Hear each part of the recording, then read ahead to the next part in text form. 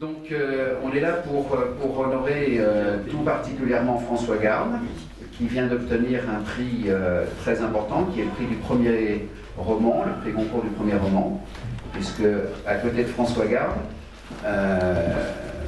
Jean-Christophe Ruffin donc, a eu le même prix en 1997, d'après les notes, 1997, pour ensuite avoir le prix Goncourt en 2001 et un peu plus de 10 ans.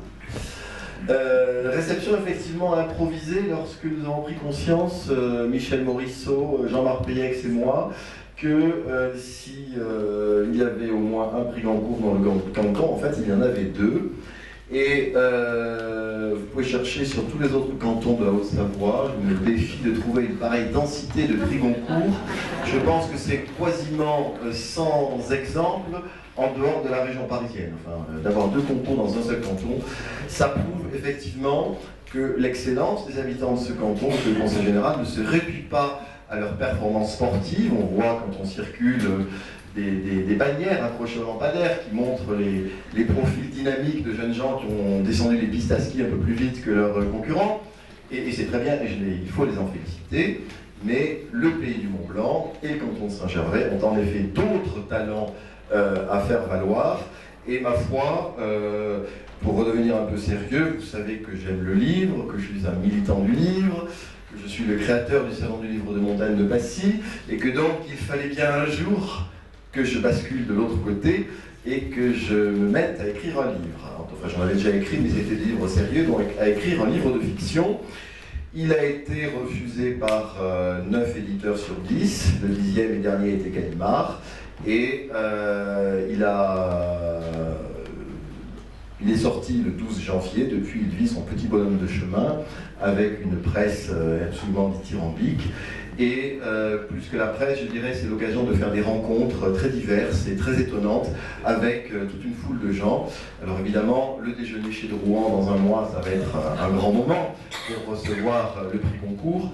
Mais toute cette aventure extra-littéraire, si je puis dire, l'aventure autour du livre, l'aventure qui célèbre le livre, c'est quand même quelque chose d'assez exceptionnel. Et comme le livre est, comment dirais-je, structurellement en danger, comme la librairie indépendante est fragile, comme le gouvernement vient d'augmenter la TVA sur le livre, comme si ça n'était pas un produit de première nécessité, il faut soir et matin militer pour le livre. Voilà donc ce que je voulais vous dire ce soir. Je suis très honoré d'être reçu dans cette mairie avec autant de gens. Je reconnais beaucoup de visages familiers. Et écoutez, mon roman a été écrit pour moitié à Val d'Isère et pour moitié à Passy, et toujours en hiver. Et je pense qu'il était nécessaire pour emmener le lecteur dans ces paysages lointains du Pacifique que j'ai, par la fenêtre, des paysages de sapins enneigés sur lesquels les plages tropicales venaient comme en surimpression pour déclencher l'imaginaire du romancier. Je vous souhaite à tous de le lire, et surtout, je souhaite à tous ceux qui l'auront lu d'en revenir un petit peu ensauvagés. Merci. Chers amis, moi j'avais pas du tout prévu de faire un discours. On est allé me chercher comme un sauvage blanc dans mes montagnes là-haut, où j'étais venu me réfugier. Comme d'habitude, je signale pas trop quand je suis là, parce que pour moi, Saint-Nicolas et donc Saint-Gervais, c'est le lieu du travail, de l'inspiration. Mais quand j'ai su que François Garde était le héros de cette fête, j'ai vraiment tenu à m'associer aux félicitations qui lui étaient apportées, qui sont méritées pour ce très beau livre. Et puis, je dois dire que vraiment, c'est très encourageant toujours ce Goncourt du premier roman, parce qu'en général, c'est le début de quelque chose. Hein. C'est à la fois un accomplissement pour le livre, ça aide énormément le livre, mais en même temps, en tout cas, moi, c'est le souvenir que j'en garde, ça a été le début de quelque chose, parce que, bon, ça fait de vous non plus un passager clandestin de la littérature, mais quelqu'un qui peut voyager avec un billet de première classe, et j'espère que nous attendons tous d'ailleurs les prochains livres, et je suis persuadé que l'accueil qui leur sera réservé sera très différent parce que vous avez eu ce prix. Donc vraiment, je voulais m'associer à ces félicitations. Et puis, vous dire que nous vous attendons un peu plus loin encore, parce que cette inspiration très prometteuse, c'est rare de voir un premier roman aussi accompli, je dirais, montre que vous êtes mûr pour aller beaucoup plus loin. Vous avez franchi ce Rubicon des écrivains qui est le passage à la fiction romanesque, qui est un petit pas en apparence, mais en fait une grande rupture et une grande audace. Et une fois qu'on a franchi ce Rubicon, on revient rarement en arrière. C'est-à-dire qu'il sera beaucoup plus difficile pour vous d'écrire des traités de droit administratif. Je vous mets en garde. Et même des essais, même des choses tristes, difficiles et grises. Vous allez continuer dans le roman, en tout cas c'est ce que je vous souhaite. Et j'espère que vous trouverez autant que moi l'inspiration dans ces montagnes. C'est ici que j'ai écrit mon dernier livre. Je dois dire d'ailleurs que c'est un peu, je m'arrêterai là, mais à la faveur d'un incident, parce que normalement quand arrive l'été, je commence à regarder les montagnes. De chez moi, je vois le refuge du Goûter, l'ancien et le nouveau qui monte vite.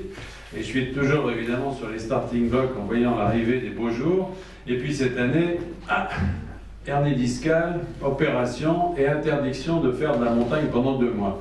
Ben, le résultat, ça a été un livre. Voilà, qu'est-ce que vous voulez? On n'est pas impunément puni. Il faut ensuite faire porter le préjudice sur les autres. En tout cas, ces montagnes m'inspirent et j'espère que ce sera pareil pour toi. Voilà, merci à tous. Il y a au moins un point commun entre le magistrat et le romancier, c'est que l'un comme l'autre doivent trouver le mot juste pour dire les choses. Alors évidemment, le magistrat a beaucoup moins de liberté. C'est pour ça que le magistrat, le soir, il écrit des romans. Comment expliquez-vous que 9 éditeurs sur 10 vous aient refusé alors que votre livre est aujourd'hui consacré? Oh, je ne jette la pierre à personne, c'est extrêmement difficile de détecter dans le flux de manuscrits qui arrivent chez les grands éditeurs la pépite qui rencontrera la déchéance publique. Donc il y en a certains qui se mordent les doigts, mais vraiment c'est un exercice tellement difficile que je n'en veux à personne. Je suis chez Gallimard, je suis très content. Vous avez créé il y a quelques années le plus beau des festivals de culture du pays du Mont-Blanc. Vous aimeriez un jour écrire un livre sur la montagne? Je ne sais pas, j'en ai lu beaucoup dans le cadre du Salon du livre de montagne et peut-être que justement c'est un peu ça qui m'effraie, il y a cet Himalaya à gravir, tous ces livres de montagne qui existent. Mon inspiration me porte plus vers la mer, c'est curieux parce que j'écris en montagne et je pense à la mer. Pourquoi? Je pense que si j'étais au bord de la mer, j'écrirais sur la montagne. Pourquoi, je ne sais pas. Y a-t-il de la place pour la culture dans cette terre de montagne? Ah oui, bien sûr, c'est indispensable. La culture est aussi indispensable que l'air que nous respirons. Et chacun doit, à sa place et en fonction de ses moyens, s'y investir. Donc moi, je suis un militant du livre. J'ai créé le Salon du livre de montagne et je fais tout ce que je peux pour que la filière du livre prospère. Jean-Marc Payex a parlé tout à l'heure de la création d'un lieu de résidence où des artistes pourraient être hébergés pour prendre du temps. C'est une bonne idée selon vous? Je pense que le concept même d'artiste en résidence est intéressant pour changer les créateurs, les sortir de leur quotidien et les mettre face à une réalité, et quelle réalité que celle des paysages du Mont-Blanc, qui peut déclencher quelque chose dans leur processus créatif. Moi j'habite à Passy, donc je ne vais pas aller faire une résidence d'artiste à Saint-Gervais, mais je pense que c'est une idée tout à fait intéressante. Est-ce qu'on arrive à devenir un sauvage quand on habite au pays du Mont-Blanc? Non, parce qu'au pays du Mont-Blanc, on est justement au cœur de routes qui s'entrecroisent et on a le sens de l'accueil. Donc ce qui a fait mon sauvage, c'est qu'il ne pouvait pas parler, il ne pouvait pas communiquer avec les sauvages. Ici, on est dans une terre d'échange et de communication. Dernière chose, pourquoi vous êtes heureux? Le prix Goncourt du premier roman, c'est la reconnaissance par 10 éminents spécialistes de la qualité de votre travail. On écrit d'abord pour soi, mais on écrit ensuite pour un lecteur imaginaire, un lecteur qu'on fantasme. Et quand on vous dit, quand 10 des plus grands lecteurs de France vous disent votre roman est le meilleur de la rentrée, ça fait quelque chose. Pour moi, c'est parfait. Merci, William.